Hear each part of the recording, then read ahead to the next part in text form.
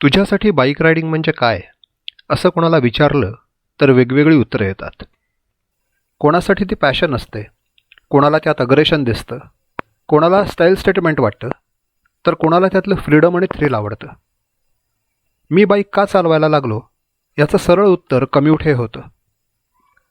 मुंबईचं असल्यामुळे रोजच्या प्रवासाला टू व्हीलर लागते ही कल्पनाच मला कित्येक वर्ष माहीत नव्हती. पण टेक महिंद्रा जॉईन केली आणि मुंबईच्या ट्रॅव्हल मॅपवर कुठेही न दिसणाऱ्या चांदिवलीला जाण्यासाठी बाईक हाच योग्य पर्याय असल्याचं लक्षात आलं आणि बाईक शिकलो. नाईलाज म्हणून बाईक चालवायला शिकलो खरा, पण बाईक रायडिंग हे रोजच्या कम्यूटपेक्षा कितीतरी वेगळं असू शकतं याची झलक लगेचच पाहायला मिळाली. 2000 साली रायगडाची परिक्रमा करायला गेलो असताना एक फोटो एक्झिबिशन पाहिलं. एक बायकर्सचा ग्रुप लडाखची वारी करून आला होता आणि त्यांचे फोटो तिथे लावले होते. ते फोटो पाहिले आणि त्या क्षणी आपल्याला बाईकवरून नेमकं काय करायचं हे मनात पक्कं झालं. मनाने ठरवलं तरी प्रत्यक्षात लडाखला जायला 12 वर्षे उजाडली.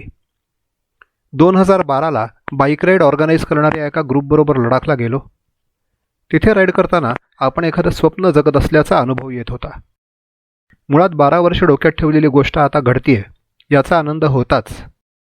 त्यावर तो लडाखचा टरेन, त्याची भव्यता, निळं आकाश, तिथले विविधरंगी लँडस्केप, तिथली माणसं, त्यांची संस्कृती सगळंच अनोखं होतं. त्या राईडवर 10 पूर्णपणे अनोळखी चेहरे भेटले, पण ती राईड संपेपर्यंत लक्षात आलं की हिमालयातल्या राईडचा जो नाद मला त्या दिवसात लागला होता त्यात ते सगळेच बुडून गेले होते. त्यानंतर दरवर्षी आम्हीच आमच्या राईड्स ठरवून करू लागलो.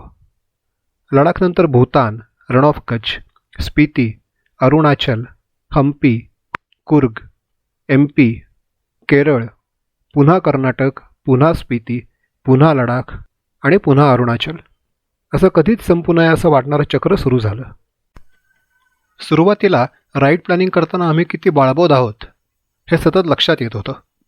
लडाखला राईड केली आहे म्हणून आपल्याला हिमालय कळला आहे अशा भ्रमात आम्ही भूतानचा प्लॅन केला खरा, पण हिमालय असतो एकाच ठिकाणी 4 वेळा गेलं तरी 4 वेगळे अनुभव देणारा.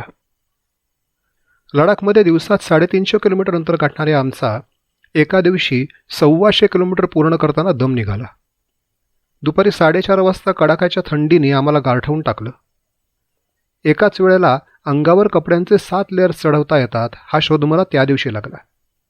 त्याशिवाय डोक्यावर बालाक्लावा, वुलन कॅप, हेल्मेट, हातावर 3 ग्लोव्ज, पायात 2 सॉक्स आणि शूज आणि या सगळ्यावर वाऱ्यापासून बचावासाठी रेनकोट असा अवतार करून त्रुमशिंगला नावाचा माउंटन पास आम्ही चढत होतो. ते 22 किलोमीटर 200 किलोमीटर इतके लांब वाटत होते. वर पोचेपर्यंत आमचा चेहरा, हात आणि तळपाय बधीर होऊन गेले होते. बाईकचा फ्रंट ब्रेक दाबायला सुद्धा हाताची बोटं कामं करत नव्हती. आणि ते 22 किलोमीटर चढून गेल्यावर दाट धुकं आणि अंधार ह्यामुळे अजून पुढे जाणं शक्य नाही, म्हणून तेच अंतर उद्विग्न अवस्थेत उलटे उतरलो होतो. 2 वर्षांनी स्पितीच्या राईडवर एका ठिकाणी जवळपास 25 लँडस्लाईड्स आमच्या वाटेत आल्या. ताझापर्यंतचं 120 किलोमीटर अंतर पार करायला आम्ही सकाळी 9 वाजता सुरुवात केली आणि 40 तासांनी दुसऱ्या दिवशीच्या मध्यरात्रीनंतर मुक्कामी पोचलो. रस्त्यावर उतरलेल्या दगड आणि चिखलांनी आमचा जीव काढला. चांगल्या दिवशी इतका सुंदर दिसणारा हा प्रदेश मनात आणलं तर आपली अशीही अवस्था करू शकतो, हाही एक अनुभव. हिमालयात रायडिंग किती बेभरवशाचं असू शकतं याचे धडे अशा प्रसंगातनं मिळत गेले आणि त्यातून शिकतही गेलो. रायडिंग म्हणजे बाईकला किक मारायची आणि सुटायचं या मानसिकतेतून बाहेर पडलो. राईडपूर्वी त्या रूटवरचे टप्पे, बाईकची आणि स्वतःची तयारी, स्पेअर्स, योग्य रायडिंग गिअर्स या सगळ्यामुळे रायडिंग अधिक सुखकर होत गेलं. MPच्या राईडवर एका चहा टपरीवर थांबलेलो असताना एका माणसाने प्रश्न विचारला, आपको कंपनी ने भेजा क्या? त्याला वाटलं की नवीन बाईक लॉन्च करण्यापूर्वी रॉयल एनफिल्डनीच आम्हाला बाईकची रोड टेस्ट करायला पाठवलं आहे. त्याला सांगितलं आम्हाला भटकायला आवडतं. तो फिर कार में क्यों नहीं जाते? त्याचा उलट प्रश्न. त्यावेळी त्याला काहीतरी उत्तर दिलं, पण प्रश्न मनात तसाच राहिला. खरंच आपण बाईकवर का भटकतो? बाईकवर कारसारखा आरामशीर बसून जाता येत नाही. सामान किती न्यावं याच्या मर्यादा येतात. आपल्या सुरक्षेसाठी रायडिंग गिअरचं ओझं कायम अंगावर व्हावं लागतं. तेवढं करून कारसारखी सुरक्षा नसतेच.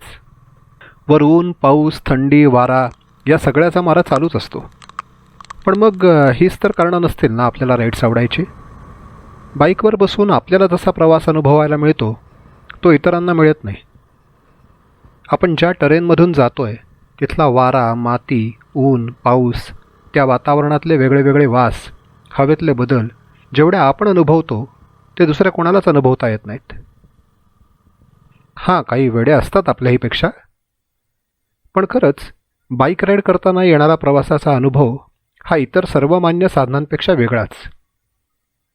आपल्या वेगाने प्रवास करायचं पूर्ण स्वातंत्र्य. हवं तिथे हवं तितका वेळ थांबा.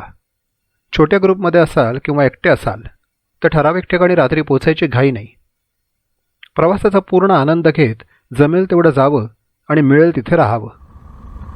डोंगरातल्या वळणदार रस्त्यावरती डावी उजवीकडे झुलावं. हेल्मेटच्या खिडकीतून चौफेर दिसणाऱ्या निसर्गाचा मनमुराद आनंद घ्यावा. तासनतास स्वतःला सोबत फक्त स्वतःची, कानात घुमणारं बाईकचं फायरिंग आणि समोरचा रस्ता आणि निसर्ग. मेडिटेशन म्हणतात ते हेच असावं बहुधा. अर्थात रायडिंग करताना अति मेडिटेशन होऊ नये याची काळजी निसर्ग घेत असतोच. चीनच्या कृपेने आता बॉर्डरजवळचे बहुतेक रस्ते चांगल्या स्थितीत आहेत. अशा सुंदर आणि निर्मनुष्य रस्त्यावर बाईक सुसाट पळवताना BRO म्हणजेच बॉर्डर रोड ऑर्गनायझेशनचे आभार मानावे, तर कधीतरी एखादा चांगला रस्ता अचानक गायब होऊन जातो. हिमालयातलं हवामान आणि तिथे सतत होणारे बदल त्या रस्त्यानं फार काळ टिकू देत नाही. मग अशा अदृश्य झालेल्या रस्त्यावरचे खड्डे, दगडधोंडे आपल्या पार्श्वभागाला धक्के देऊन मेडिटेशनमधून खडबडून जागा करतात. कधी त्या रस्त्यावर 4-6 इंची भुसभुशीत मातीचा थर असतो जो गाडीचा बॅलन्स बिघडवून आपण ॲलर्ट राहू याची काळजी घेतो. अशाच एखाद्या भयंकर मातकट रस्त्यावर पाऊस पडून गेलेला असतो आणि तिथे तयार झालेला घट्ट चिखल त्याच्या मर्जीनुसार आपल्या बाईकची दिशा बदलत असतो. पायाखालची जमीन सरकणे या म्हणीचा पुरेपूर अनुभव घेत आपला प्रवास चालू राहतो. काही ठिकाणी हिमालयातले ग्लेशियर्स वितळून पाण्याचे झरे रस्त्यावर आलेले असतात. त्या झऱ्यांमध्ये लपलेले दगडधोंडे कधीकधी गनिमी कावा करून आपली बाईक अडवतात. आणि मग सॉक्स शूजमध्ये छान उबदार असलेले तळपाय अपरिहार्यपणे पाण्यात बुडून गारठतात. काही ठिकाणी रस्त्यावर झरा असतो तर कधी झऱ्यांमध्ये रस्ता शोधावा लागतो. हिमालयातला पाऊस कधीही अचानक भेटतो. त्याला ऋतुमानाचं फारसं वावडं नाही. तिथल्या गार हवेत पाऊस हा एखाद्या दहशतवाद्यासारखा वाटतो. कधी काळे कुट्ट ढग पाठवून नुसत्याच धमक्या देतो, तर कधीकधी सगळं छान चाललेलं असताना अचानक हल्ला करून होत्याचं नव्हतं करतो. पाऊस जसा चुकत नाही तशाच हिमालयातल्या लँडस्लाईड्स. त्यांनी एकदा तरी रस्ता अडवल्याशिवाय कुठलीच राईड पूर्ण होत नाही. बराच वेळ राईड केलीत, आता थोडं निवांत घ्या असं जणू काही त्या सांगत असतात. काही वेळेला त्यांना चुचकारून बाजूबाजूने पुढे जाता येतं, तर काही वेळेला त्यांचा पाहुणचार पूर्ण होईपर्यंत जागीच थांबावं लागतं. इतक्या अडचणी सांगतोस तर राईड करतोसच कशाला असा प्रश्न पडेल कदाचित. पण या सगळ्यामध्येच राईडची खरी मजा आहे. आपल्या शहरी सुखकर आयुष्यापलीकडे काहीतरी वेगळं करायला आणि त्याचबरोबर निसर्गाचा भरभरून आनंद घ्यायला सगळे रायडर्स हिमालयाकडे पळत असतात. प्रत्येक दिवस नवा अनुभव घेऊन येतो आणि आपल्याला कम्फर्ट झोनमधून बाहेर काढतो. पण हे अनुभव घेताना आपल्या मर्यादांची जाणीवही ठेवावी लागते. आपण अति आत्मविश्वास दाखवला तर तो उतरवायचं काम न चुकता होत राहतं. मी कितीही आवडलो तरी रस्त्याकडे पाहायचं विसरू नका ही जाणीव निसर्ग करून देतोच.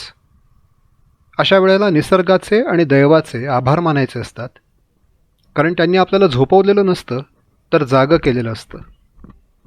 पडलेली बाईक उचलायची, धूळ झटकायची आणि पुढला अनुभव घ्यायला तयार व्हायचं.